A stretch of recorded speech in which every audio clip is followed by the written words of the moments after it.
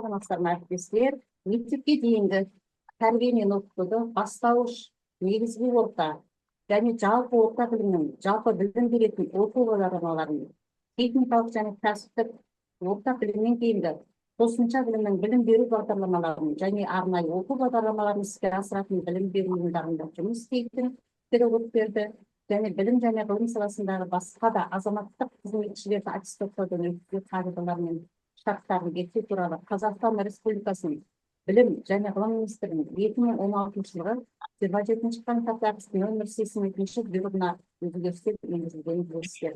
Былтырғы оқу жылында 24 жылы сәуір айында енгізілген өзгерісте 72 бұйрық бойынша соның бірінші қосымшасы бойынша былтырғы оқу жылында мұғалімдер аттестатталған.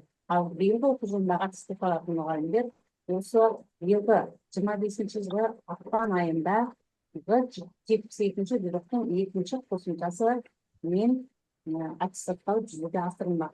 Осы бұйрықта педагог зерттеушілердің растайтын және педагог зерттеушілік санатынан өтетін, сонымен қатар кезектен тыс сарапшылыққа өткісі келетін педагогтарға және зерттеушілерге бұйрық бойынша міндеттеліп отырған өзінің авторлық әсірелемелерін 3 ауданға тарату керек деп міндеттеліп отырған қосымша тармақша бойынша бүгінгі күні қазіргі төмендегі педагогтар өздерінің авторлық бағдарламаларын ортаға салмақ.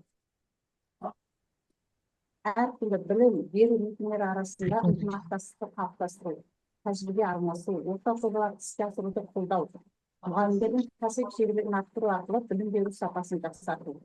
Білетін нәтижесі мұғалімдер жаңа әдістемелерді қолдану арқылы оқу саласын арттырады. Педагогикалық тәжірибелерді тарату барысында мұғалімдер өз шығармашылықтарын дамытады.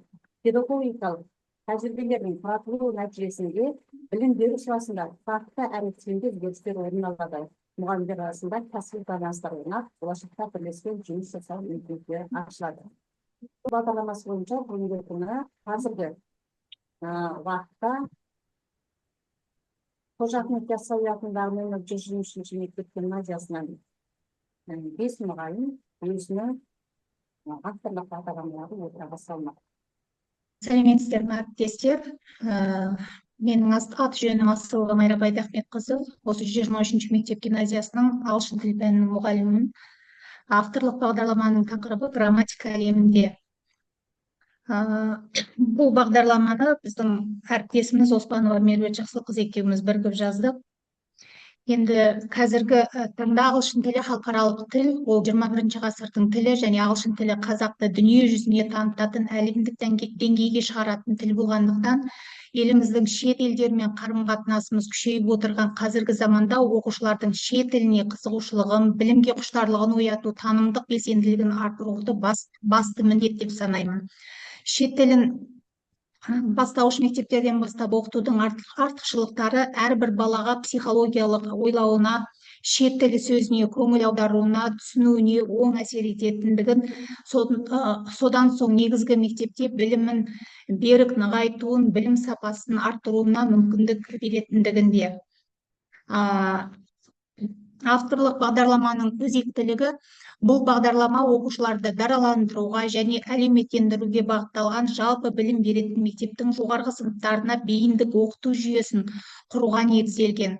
Соңғы жылдары білім алушылар ағылшын тілінің сапалы дағдыларын игеруге қызығушылық танытуда.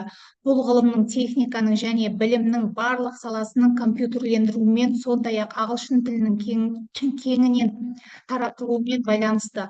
Ал грамматиканы білмей жатып, тілді меңгеру мүмкін емес. Мақсатты грамматика жоқ жерде тіл туралы айтуға болмайды. Сондықтан грамматиканы жақсы меңгеру, тілдің құрылымдық ерекшеліктерін танымдық жақтан дәл анық түсіндіру. Осы орайда ағылшын тілі оқитын 5-ші сынып оқушыларының базалық білім деңгейін кеңінен оқыту мақсатында негізгі стандартқа сәйкес келетін авторлық бағдарлама құрастырдым. Міндетті сөздік қорын дамыту, грамматика тақырыптарын меңгерту, етістікке қарап сөйлемдегі шақты, жұртақ жалғауды ажырата білу, есімдіктерді дұрыс қолдана білуін үйрету, ел тану қабілетін жетілдіре отырып, сол елдің салт дәстүрі мен әдет ғұрыптарын терең меңгерту. Пәнаралық байланыс ол байланыс және авторлық бағдарламаның формалары. Пәнаралық байланыс бағдарлама мазмұны қазақ тілі және математика сияқты пәндермен тығыз байланысты. Сөзге лингвистикалық қатынас, сөйлеу, мінез-құлық мәдениеті, логикалық және бейнелеу ойлау қабілеті дамиды. Жүзеге асыру формалары: миға шабуыл, конспект құрастыру, грамматикалық схемалар, топтық жұмыс. Авторлық бағдарламаны жүзеге асыру формалары оқушылардың білім алуына және дағдыларына дамытуға бағытталған. Бағалау формалары және күтілетін нәтижесі: бағалау формалары аналитикалық жұмысты бағалау, мәтіндерді нәтижелерін бағалау, шолуды бағалау, эссе пайымдау. Күтілетін нәтиже ол оған 11-ді қосамын, оқушылар белгілі бір шақтарға байланысты сөйлемдерді қатесіз жазуды, фразалық етістіктерді дұрыс қолдануды, ағылшын мақал мәтелдерін қазақша баламасын меңгеру керек. Курс аяқталғаннан кейін оқушылардың білімі мен дағдылары бағаланады. Сондай-ақ оларды ағылшын тілінің әртүрлі аспектілерін меңгеру күтіледі. Оқушылар грамматикалық бағдарлама 9 бөлімнен тұрады. Ең бастапқы бөлім старты деп аталынады. Оқушылар грамматиканың маңыздылығымен танысып, ағылшын тілінің алфавиті мен дауысты, дауыссыз дыбыстарды салыстыра отырып, өз ойларын білдіру және тұратын жер туралы сұрақ қойып жауап беруді дағдыландырады. Оқушылар болашақ шақ түрлерін present continuous, to be going to қолданып, сөйлем құрау, ақпаратты жетілдіру және қорытынды сабаққа жоба қорғау арқылы өз білімдерін жүйелеп, тілдік дағдыларын дамытады. Оқушылар бөлімді сипаттау, заттардың орналасуы мен иелік білдіру барысында there is, there are, and, some, any, have got, has got құрылымдарын қолданып сөйлеу, жазу және топпен жұмыс істеу дағдыларын дамытады.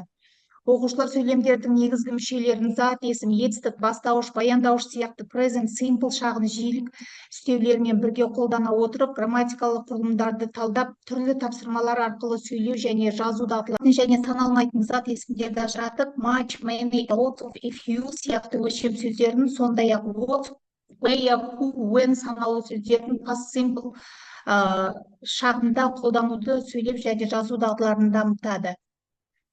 Оқушылар сын есім мен сан есім түрлерін қайталап, олардың айырмашылықтарын зерттеу, салыстыру және қолдану арқылы тілдік дағдыларын жетілдіреді. Оқушылар сын есімдер мен сан есімдер түрлерін қолданып, оларды ажырату және сөйлемде дұрыс қолдану дағдыларын дамытады. 7-ші бөлімде оқушылар сын есімдер мен сан есімдер түрлерін еске түсіріп, салыстырып, сөйлеу және жазуда дұрыс қолдануды үйренеді. 8-ші бөлімде оқушылар сын есімдер мен сан есімдер түрлерін қайталап, олардың айырмашылықтарын ажыратып, сөйлем құрауда тиімді қолдануды меңгереді. Ақпараттық әдістемелік және бағалау бөлімі бұл жерде 3 бөліктен тұрады. Тілдік жұмыстар, дыбыстарды қайталау, аудио бейне жазбаларды, сөздерді жаттау, деңгейлік тапсырмалар. Екіншісінде мәтіндік жұмыс, рөлдік ойындар, топтық және жеке жұмыстар. Бағалау жүйесі, үшіншісінде ағымдағы бақылау, аралық бақылау, қорытынды бақылау. Ақпараттық әдістемелік бөлімде тілдік жұмыстар мен мәтінмен жұмыс бағаланады. Бағалау бөлімінде оқушылардың жетістіктерін бағалау жүйесімен әртүрлі деңгейлік тест тапсырмалар түрінде жүзеге асырылады.